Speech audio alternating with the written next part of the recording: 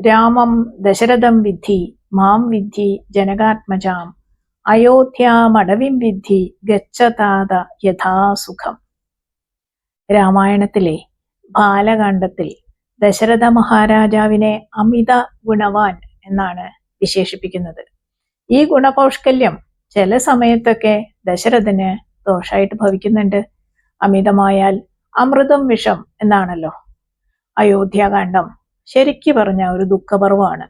ആ ദുഃഖത്തിന്റെ ചില കാരണങ്ങൾ ദശരഥ മഹാരാജാവിന്റെ ഈ ഗുണപൗഷ്കല്യം തന്നെയാണ്, ചില തീരുമാനങ്ങൾ തന്നെയാണ് എന്ന് കാണാം.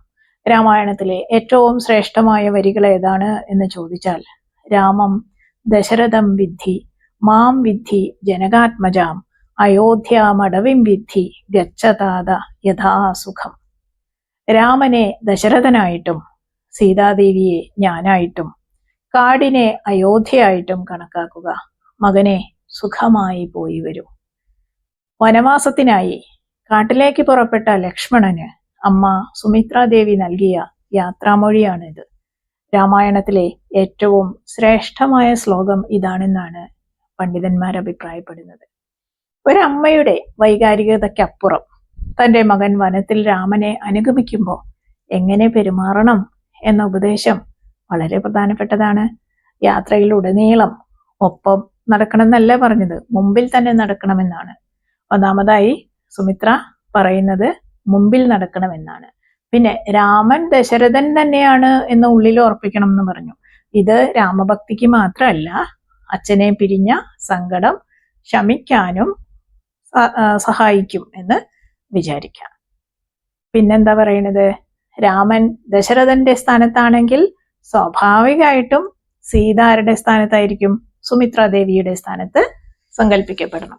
അപ്പോൾ അമ്മയെ പിരിഞ്ഞു എന്നൊരു വിഷാദം ഒരളവോളമെങ്കിലും ഒഴിവാക്കാം. ഒപ്പം തന്നെ സീതയുടെ നേരെ പുലരേണ്ട ഭക്തി ആദരങ്ങളും സൂചിപ്പിക്കുന്നു.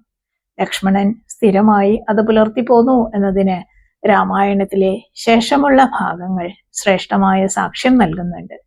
പിന്നെ കാട്ടിലാണ് അലയുന്നത് എന്ന ഖേദം ഉണ്ടാവരുത്, ആ ഒരു സങ്കടം വേണ്ട.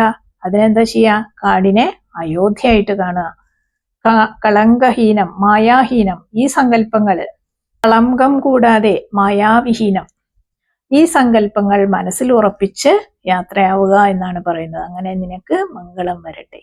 തുഞ്ചത്തെഴുത്തച്ഛന്റെ ശ്ലോക പരിഭാഷ നോക്കിയാല്, രാമനെ നിത്യം ദശരഥൻ എന്നുള്ളിൽ ആമോദമോട് നിരൂപിച്ചു കൊള്ളണം, എന്നെ ജനകാത്മജയെന്നുറച്ചുകൊൾ, പിന്നെയോ അയോധ്യയെന്നോർത്തടവിയെ മായാവിഹീനം ഈ വണ്ണം ഉറപ്പിച്ചു പോയാലുമെങ്കിൽ സുഖമായി വരികതേ.